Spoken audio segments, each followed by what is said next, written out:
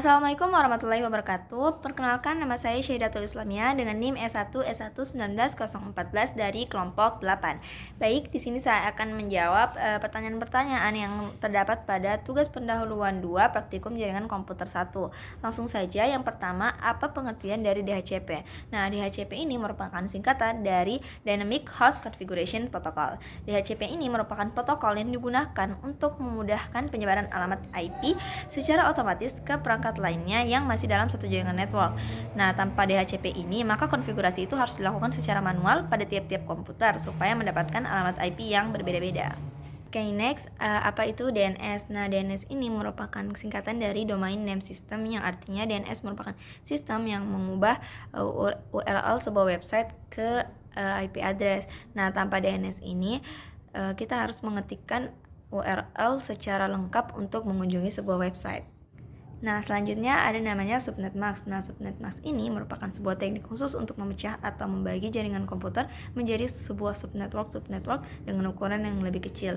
Nah, kegiatan pemecahan ini dinamakan subnetting dan hanya bisa dilakukan terhadap IP address yang terdiri dari kelas A, B, dan C saja.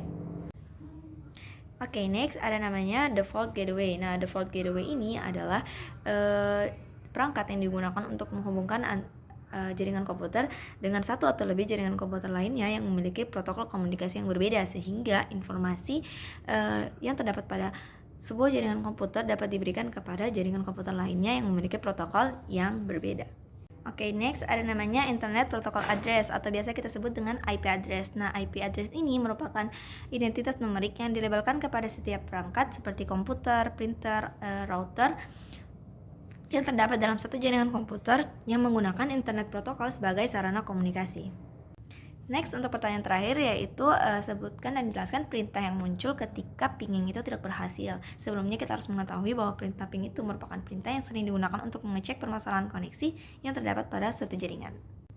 Yang pertama ada namanya TTL Expired Transit. Nah, TTL Expired Transit itu artinya ada kemungkinan paket ping tersebut melalui jumlah maksimum node yang ada sebelum akhirnya sampai pada tujuan.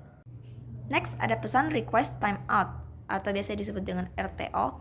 Dia merupakan suatu kondisi di mana server tidak merespon permintaan dari komputer klien selama beberapa waktu.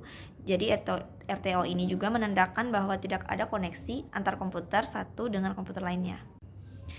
Dan perintah yang terakhir yaitu ping request could not find host, artinya resolving domain server tersebut pada komputer Anda tidak dapat menerjemahkan IP address. Hal ini biasanya karena pengesetan DNS klien masih keliru atau komunikasi dengan DNS server terganggu atau terputus. Baik, demikian apa yang dapat saya sampaikan. Lebih dan kurangnya mohon dimaafkan. Wabillahi taufiq wal hidayah. Wassalamualaikum warahmatullahi wabarakatuh. Dan sampai jumpa di video berikutnya. Bye bye. Tell me pretty lies, look me in the face, tell me that you